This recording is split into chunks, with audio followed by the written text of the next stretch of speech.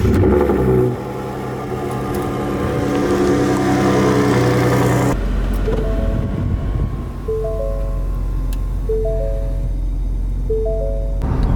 right, guys, here you go. 2022 Gen 3 Ford Raptor EcoBoost.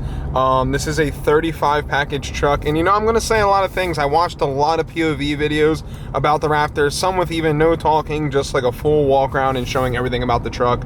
But what a lot of the guys didn't mention is how it compared to the Gen 2, because a lot of these guys that I'm tending to notice, they don't own these vehicles. They don't get to experience them for a long period of time. They just end up doing it for like as a press vehicle or borrowing someone's vehicle and just doing a small video of testing it themselves. And being that we've had a Gen 2 and put over 100,000 miles on it, I can tell you exactly down to the T how it feels against the Gen 3, the brand new Ford Raptor.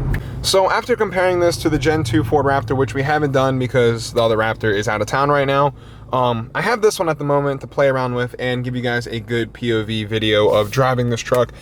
Right off the bat, as soon as I got in it, first impressions was everything is a much cleaner fit and finish, down to the dash. All the materials feel good, nice leather dash. You have some plastics that creak here and there, but you know, in all reality, it's not bad. This is a very user-friendly truck. I cannot wait till my 37 package comes in to feel the difference between the 35s and the 37s. Damn, look at the wing on that, dude. I like it.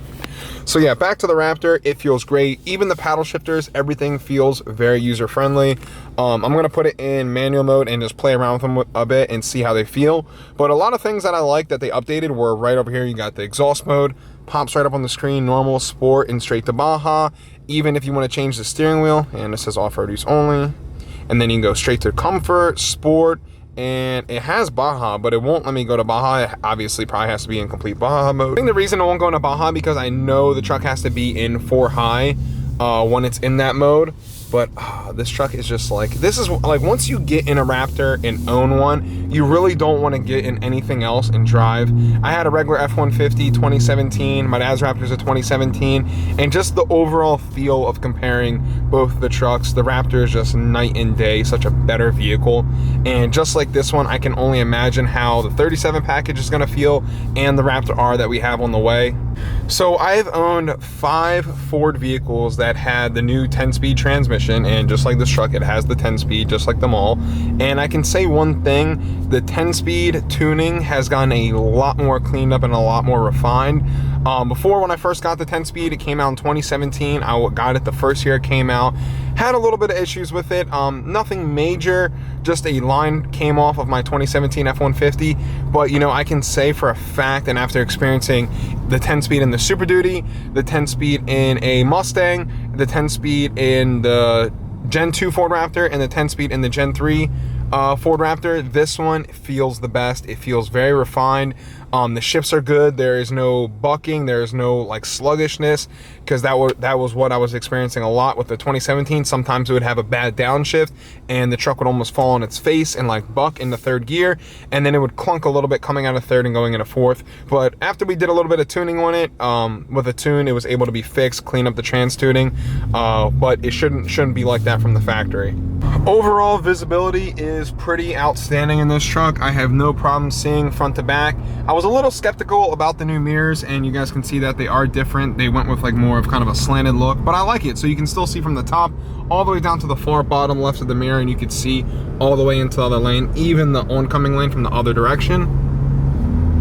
All right, so we're about to hit some back roads. I'm gonna pop it over in manual mode, press M. The gear selector comes up on the screen. It is a lot different than the Gen 2 because the Gen 2 has the full 1 through 10 over on the side. So you can see it was cruising in 7th at 1400 RPMs. And the exhaust is in Baja mode right now. You can hear a little bit of it, and you can see the response time. It's a little slow, not as fast as I was thinking. Maybe it will change in a different mode. So this still is in normal mode. I just put in manual mode and Baja mode exhaust just to get a feel for it. The response of the turbos feels a lot more like you know the truck's got some ass to it.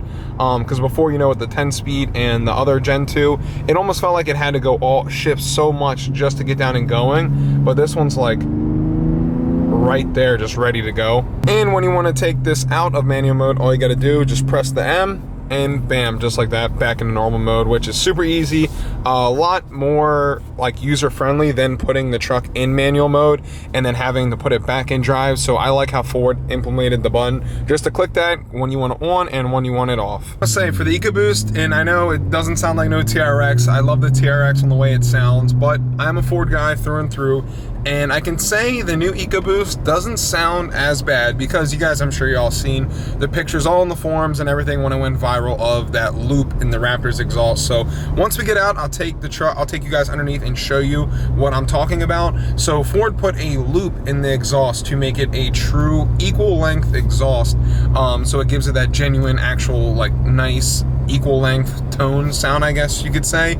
But it actually does work. It does work very well, and I'm having the same issue with Baby Yodi and Baby Yodi, if you guys haven't checked out on the channel, it is my 2019 F-150. We are turning into a straight race truck. It's getting a blower very soon, but that's the problem I'm having. It doesn't sound, it has the Gen 3 Coyote and it doesn't sound like the Mustang, and I figured out that you need equal length, and now I know why Ford actually did that with the exhaust. So learn something new every day. Threw that out there in case you guys didn't know. And once we get out, I'm heading to like this farm area where I could probably drive the truck on some grass, show you guys, maybe climb some stuff if possible. But yeah, I love this truck. It feels super great. If you're in the market for one, I highly recommend it. Try to order one if possible, because you know dealers are trying to mark them up like crazy, which isn't fair to everyone else. A lot of dealers around me, I saw them get the exact truck I ordered, Raptor 37 package with the blue interior, and they were on the lot for 40,000 over sticker. It's just kind of sad because I've been waiting so long for this truck and I want it super bad, and they're just selling them over sticker. And the trucks that are coming in, they're not even for like customers, they're selling them to people that just want to pay top dollar for them, and it's not fair to everyone else. So we just got to the grass field. I'm gonna do a little bit of driving in off-road mode just to show you guys. It is a pretty nice field, pretty smooth, not too bad, but I was gonna show you guys the exhaust loop.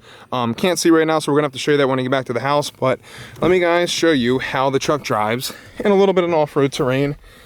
Something the best I can manage for today. Nothing crazy, not gonna go off the wall, not yet at least. Wait till mine gets here, but we can put the exhaust in Baja, and also the suspension.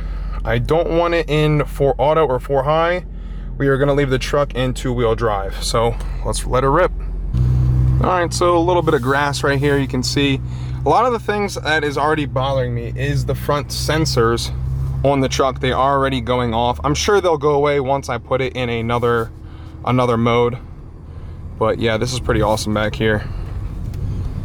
Truck feels great. Suspension, it's super smooth, which is like what blows my mind is what you wouldn't feel in a normal vehicle. Some massive piles of logs. Make sure I don't smack one of them logs, that would be great. Truck's only got 400 miles on it. Yeah, truck handles everything well, soaks up the bumps. Gonna get out, take some nice photos.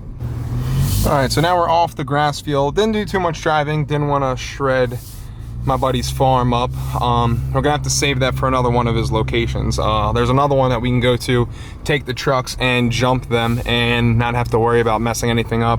This is where he keeps most of his animals. So I was like, you know what, let's just take it for a nice little drive and see how it does in the grass, because it's been on nothing but pavement this whole time. But check out this area, this is so badass. This is literally where the Raptor's meant to be. This tree looks pretty cool down right here. I'm gonna get out and get a photo of that. That looks super sick. My luck, it would fall right on the Raptor. Just even this little bit of driving of, I wouldn't even want to call that off-roading, just being off different terrain of a normal paved road that I drive 24/7, just gets me super, super pumped up to get my Raptor, because that is the truck we're actually gonna be doing some serious off-roading with. These trucks are so capable, it is not even funny. Just the amount of respect that Raptor has on its name just proves itself. I can't imagine taking this like in deep into like the hills somewhere, just off-roading it like crazy. This little bridge crossing right here doesn't look sketchy at all. Might got to turn on the cameras for this. This is one thing I also love about the truck. Can't see super tight corner, like I can't see that rock over there. Shows it clear as day right there. Also the front area, approach and everything, perfectly clear now, and go straight across. And we're good to go. That is another thing I love about the Raptor, and the screen is super clear, which is awesome. But God, this truck is just like, it is literally getting me pumped up to get mine to do some serious off-roading. like I was saying, it just, everything about it just feels good. Like, drop some questions in the comments. Let me know what y'all think about the truck. If you have any concerns, reasons why you're holding back on the Raptor. But let me tell y'all, just put the order in and get one. You are not going to regret it. So here's a little acceleration pull with the exhaust in Baja. About half throttle. Shifting super crisp, steering feels super responsive. Whole truck just feels nimble even at high speed, which really wasn't crazy high, but on a road like this in a normal truck, you definitely feel the body English a lot more. And even on the Gen 2, which on the Gen 2 we didn't have the active shocks. It was the regular Fox shocks, but so it feels super floaty, and you could feel the English of the truck constantly moving when you hit a bump, getting tossed left to right. For instance, like when you just hit like a speed bump, you would feel the front end nose down, then nose back up. On this truck, it keeps the truck perfectly level when you hit the bump, and then it changes back. Like, it just, the dampers just work so good to keep the truck as stable and as straight as possible. Little things like that you notice from driving the different generations. The only Raptor I really didn't get to drive a whole lot of is the Gen 1. I did get to take that for a little spin. Nothing too crazy or out of the ordinary. I would still love to own a Gen 1. I am a huge fan of the V8 with a 6.2. But you know, I'm starting to like the EcoBoost. The way the EcoBoost is, the way it feels, how responsive it is.